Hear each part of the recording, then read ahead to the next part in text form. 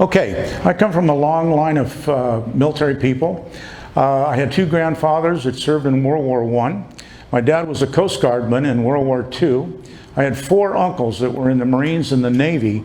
In fact, one of my uncles ended up doing 37 years in the Navy. That little squirt you see standing down there in front of those gentlemen, that's me at about 4.5 years old with the Navy cap on. I was born exactly 32 days before Pearl Harbor.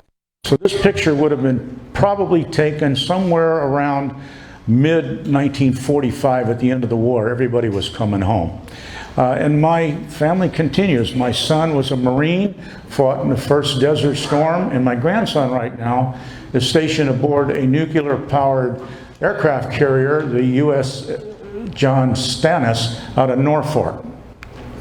Okay, I joined the Navy because in growing up, I kept hearing war stories from my uncles and from other veterans, and it impressed me about the military service. And there was a draft going on at that time, and I just didn't want to get caught up into that. And with my love of water, it was just a natural fit for me to join the Navy. I graduated from Van Nuys High School in 1959, and I graduated from basic training San Diego in January of 1960. I was sent right out to the fleet, and my ship was stationed in Pearl Harbor. This was the beginning of my life as a tin-can sailor. My main ship was the Uss Jenkins. She was DDE 447. She was an anti-submarine hunter-killer destroyer. She was a Fletcher-class destroyer. She weighed 2,100 tons. She was 370 feet long, 39 feet wide, and she drew 13 feet of water. Her top speed was 36 knots. She had a range of 7,500 nautical miles at 15 knots. She was named in honor of Rear Admiral Thornton Jenkins. We had 20 officers aboard and 260 enlisted men. Her steering was one oversized rudder and twin screws, power steam driven by 4 boilers through turbines and gears. Her horsepower was 30,000 per shaft.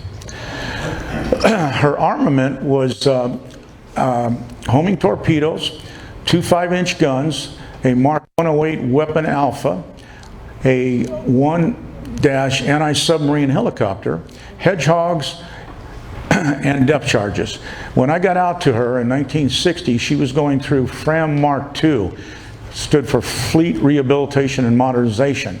This was to extend her life from 5 to 10 years, and all the most current electronic equipment was being put on her, and all the latest sonar equipment was put on her. And the reason for this is after Korea, the Russians started an increase of submarine buildup, and the Navy took a number of the World War II destroyers and converted them to hunter-killer destroyers, and that's why this change was being made. The destroyers were always the backbone of the Navy and still are. They're called tin cans or greyhounds, and the reason they're called tin cans is they've got a very thin hull, there's no armor plating on them at all, and they're called greyhounds because of their speed and maneuverability. She was named after Rear Admiral Thornton Jenkins. 2 ships were named after this gentleman. He served in the Mexican-American War and the Civil War. Later, he was the Chief Bureau of Navigation and followed by President of the U.S. Naval Institution. History of the Jenkins: her keel was laid in November of 1941 at the Federal Shipbuilding and Dry Dock Company in Kearney, New Jersey. She was launched in June of 42, commissioned in July of 42. She served 27 years. She served in World War II, Korea, and Vietnam. She was the 5th most decorated destroyer of the South Pacific War. When she was retired, she retired with 20 battle stars, 14 for World War II, 1 for Korea, and 1 for Vietnam. This is a great picture of her because she's sliding into the water for the very first time. This is what this ship looked like before the change to the Mark II configuration. Let's see if I can get this light to work. Okay, this gun right here, which is a 5-inch gun, was taken off the ship. These cannons here, these were 20 and 40 millimeter cannons for air anti-air warfare. This 5-inch gun was taken off, and this 5-inch gun was taken off. This is what she looked like afterwards. The area that those guns were taken off, you can see there's a hangar deck there now, and there's also a hangar itself. It's where that's where the drone. I'm sorry, that's where the drone helicopter went. And then all the way forward here is the Mark 108 Alpha weapon that replaced the 5-inch gun. This is an interior schematic of the ship. I thought you might be interested in seeing it. This forward area here is Chief Petty Officer's quarters, and through here, underneath here, in this area here, we had the ammunition and all the shells for these weapons. Forward here was the anchor.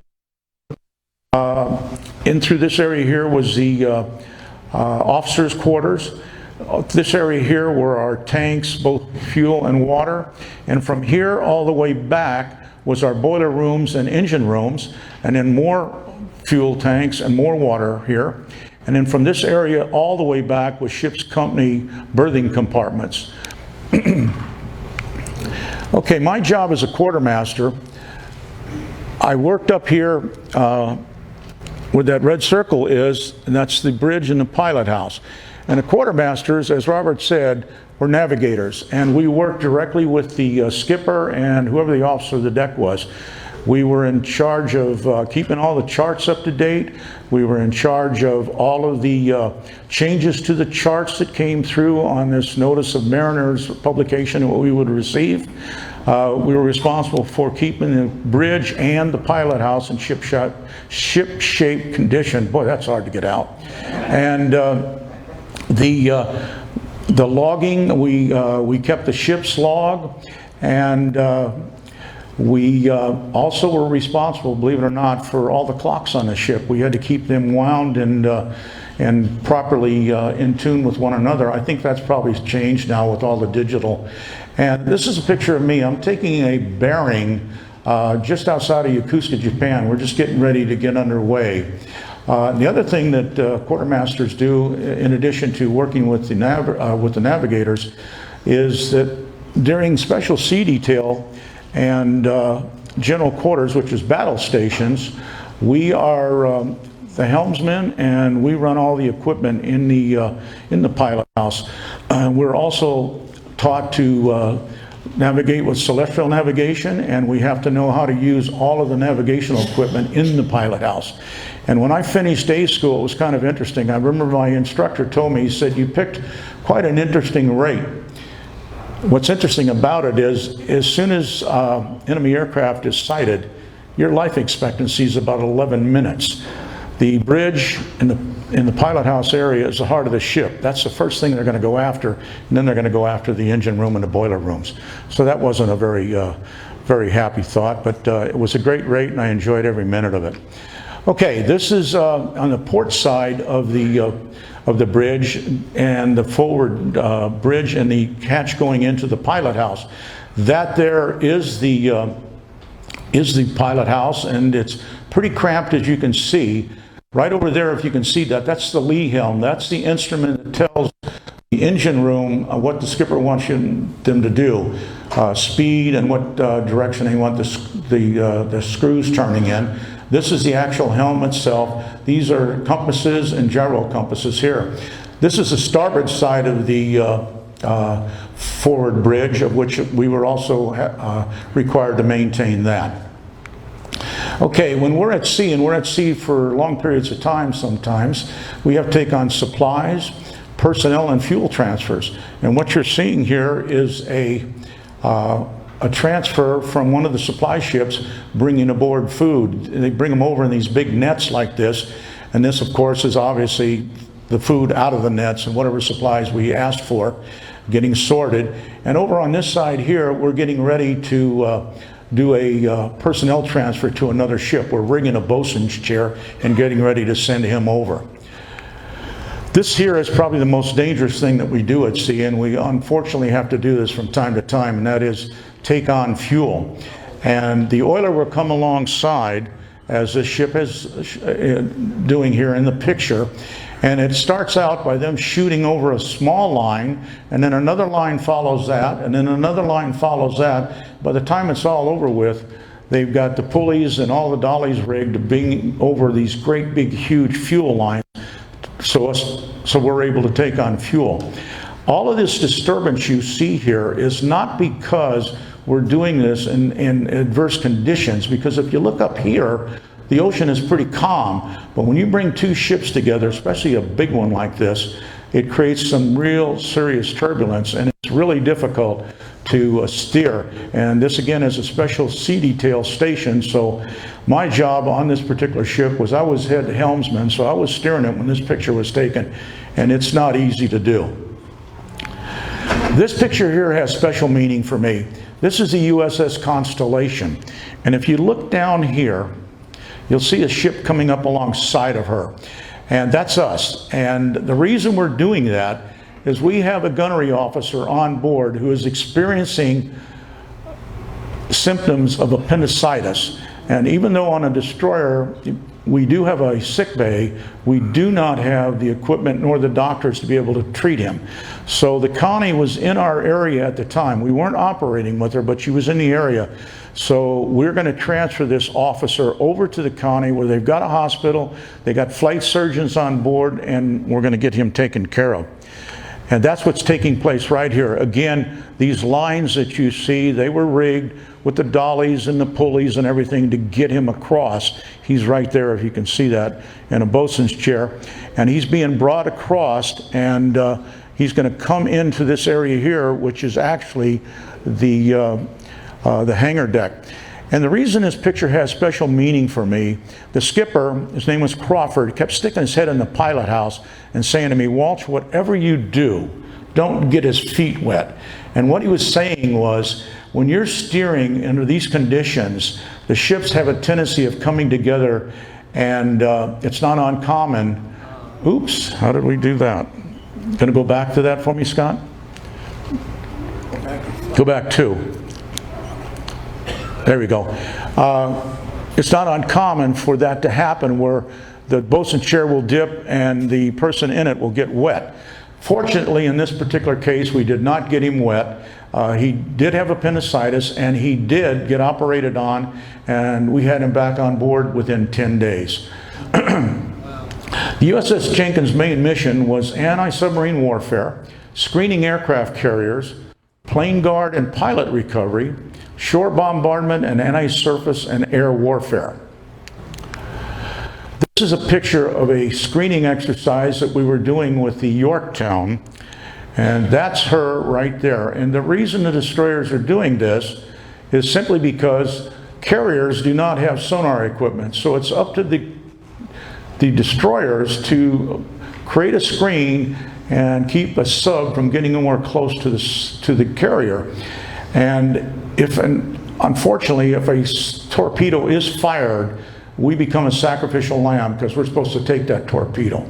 Anyway, in this picture here, you can see these destroyers are peeling away from the carrier, and we've got a good solid contact, and we're going after it. This is our ship. We're doing about 30 knots when this picture was taken, and we got a good solid contact on that submarine. This is the Mark 108 Alpha weapon that had replaced the 5-inch gun mount forward of the pilot house.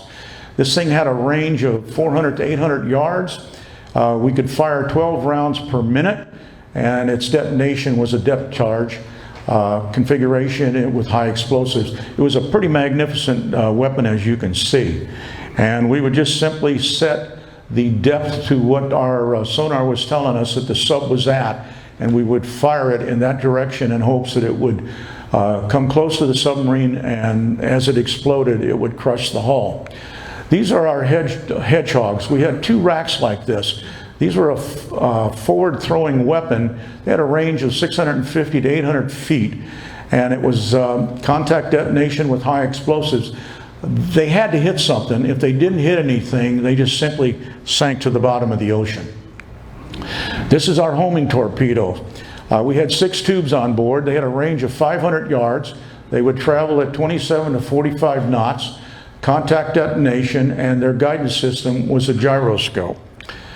This here is our depth charges. We had 2 racks of the ones you look that you're seeing up there in the, come on light, in that corner there, we had one on the starboard side, one on the port side of the ship, and we would just simply set the depth to where the sonar contact was, and they would be rolled off the back of the ship. These were depth charges too, but they were projected off of the ship. They were actually fired off of the ship. This picture here is a depth charge going off. I cannot even imagine what it must feel like inside of a submarine when that thing explodes, because I know what it feels like up on top as those things went off. It's a pretty frightening experience.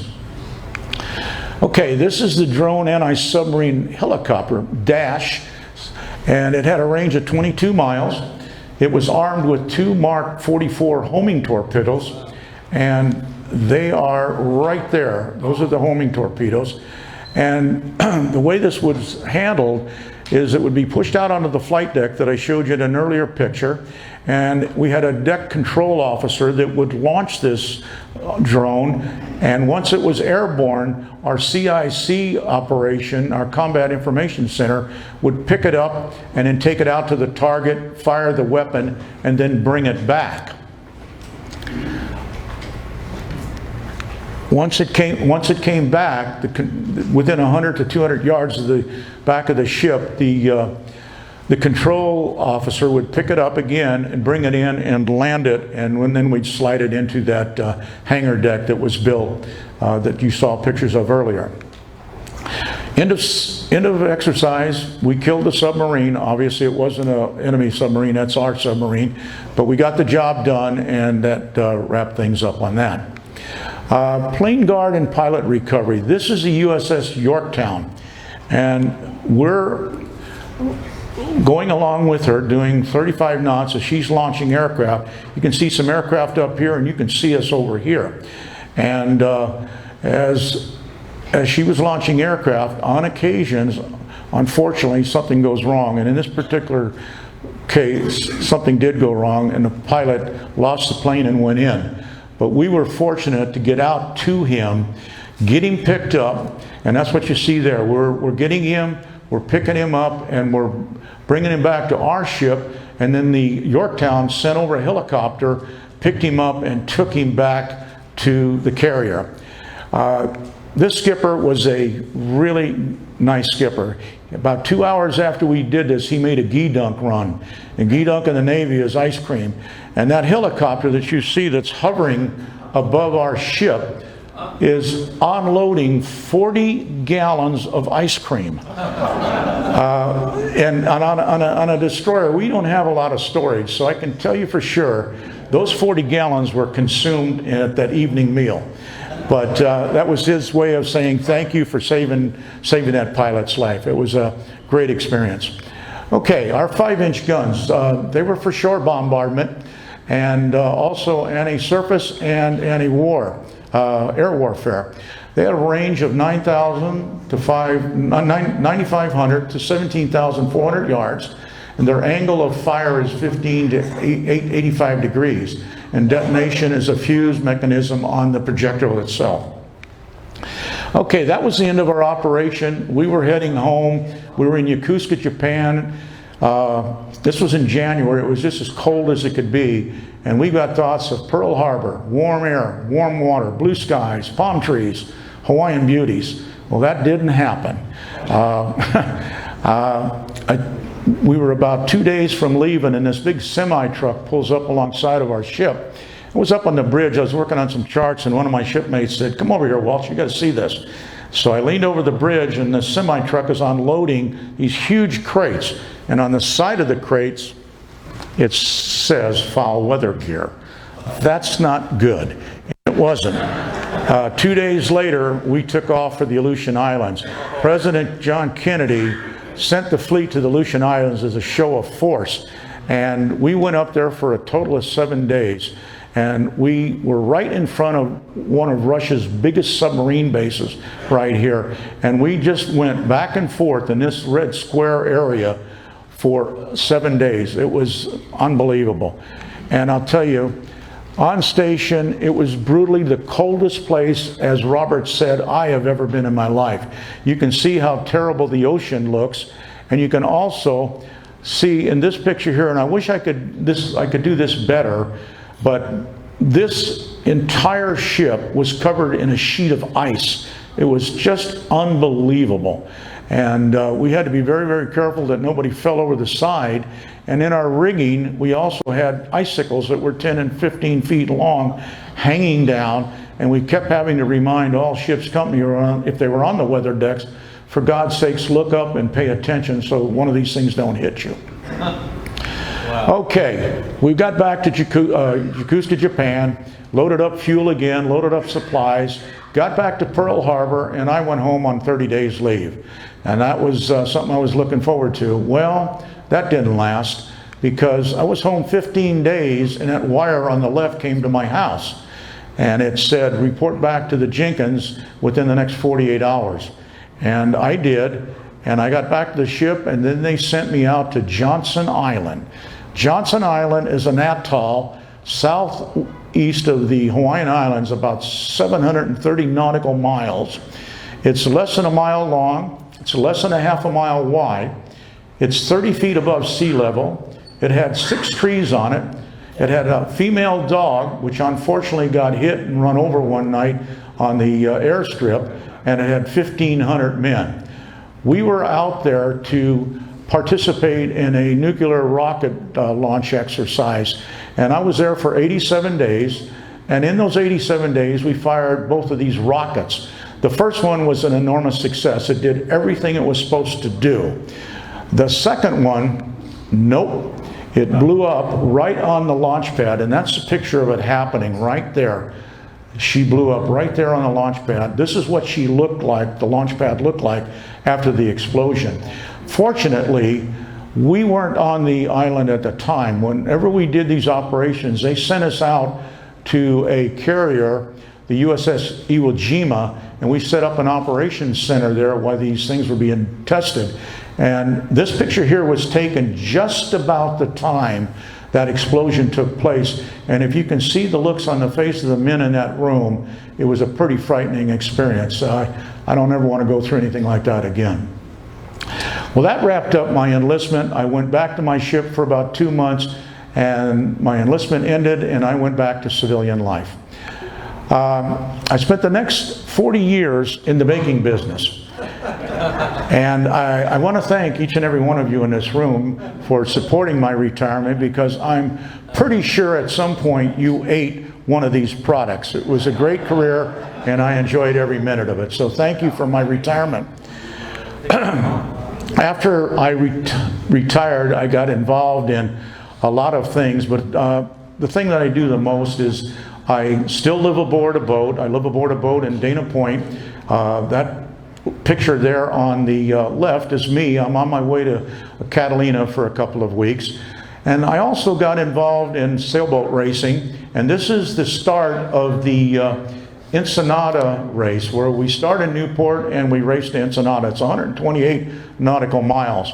And this picture here is a picture of me on a friend's boat, and we're heading down to the Coronado Islands, which is right off the coast of San Diego.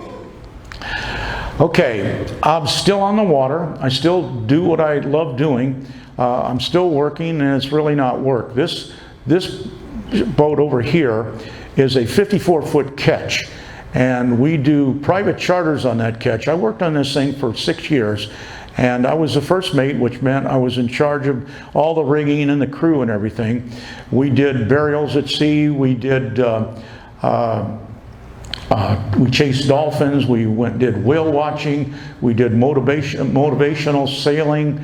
We did whatever the customer wanted us to do, and it was a great experience. And that's taken right off of Dana Point. I still work 3 days a week. I work for Catalina Express, although I don't work on the boats anymore. I'm right around the water, and I work in the administrative end of it, and we get the people checked in, loaded, and on the boat, and we get them over to Catalina for whatever period of time they're going over there for their vacation or weekend or whatever it is. So I'm still out there. I guess I'm a water person. It's hard to get me away from it. I want to thank you for your attention. In closing, I would like to wish you all in this room calm winds, smooth seas on your life's journey. Thank you very much.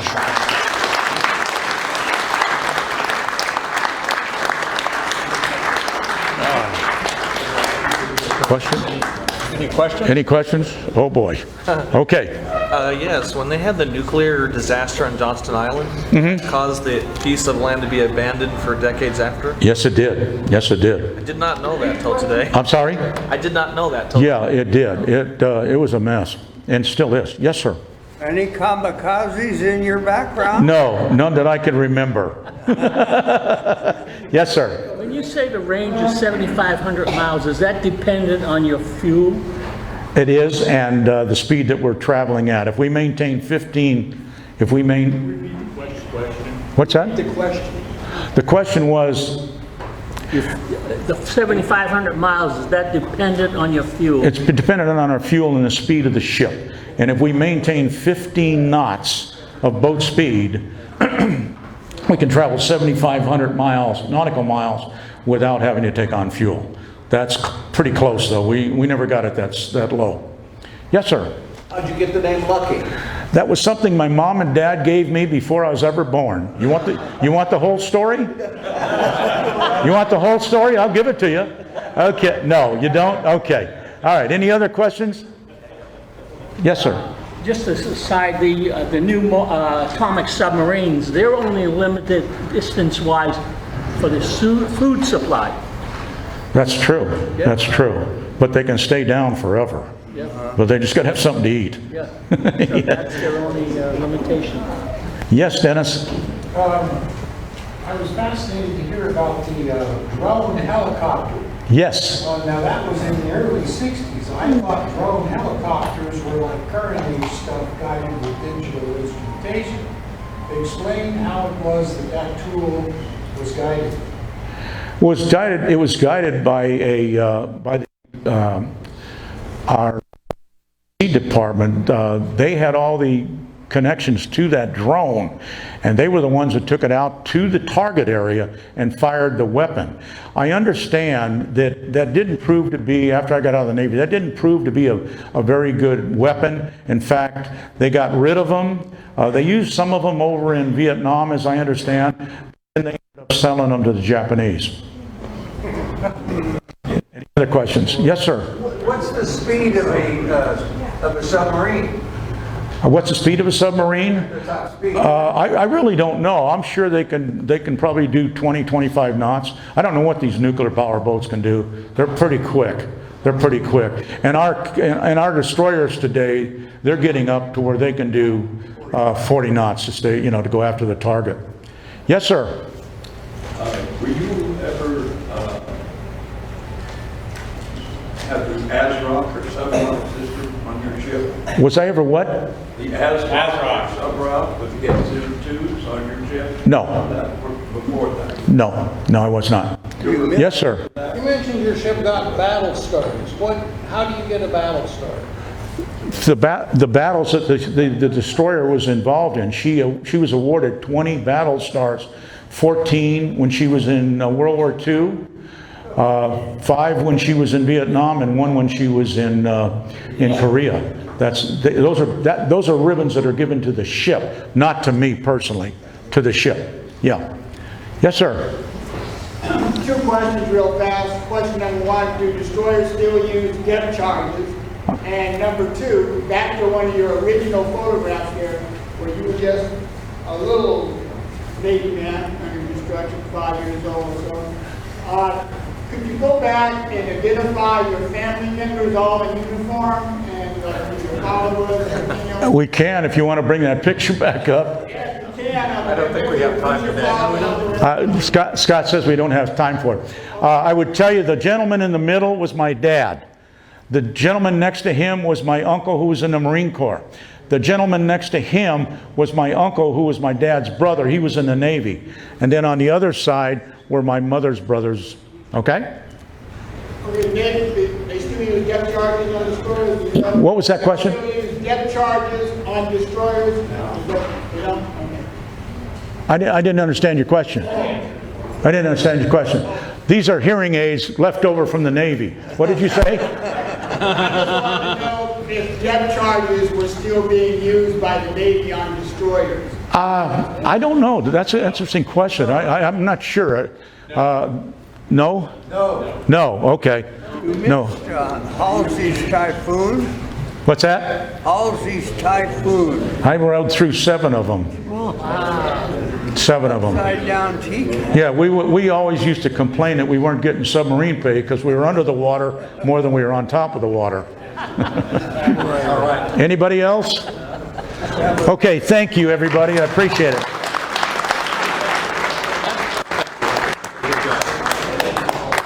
All right, let's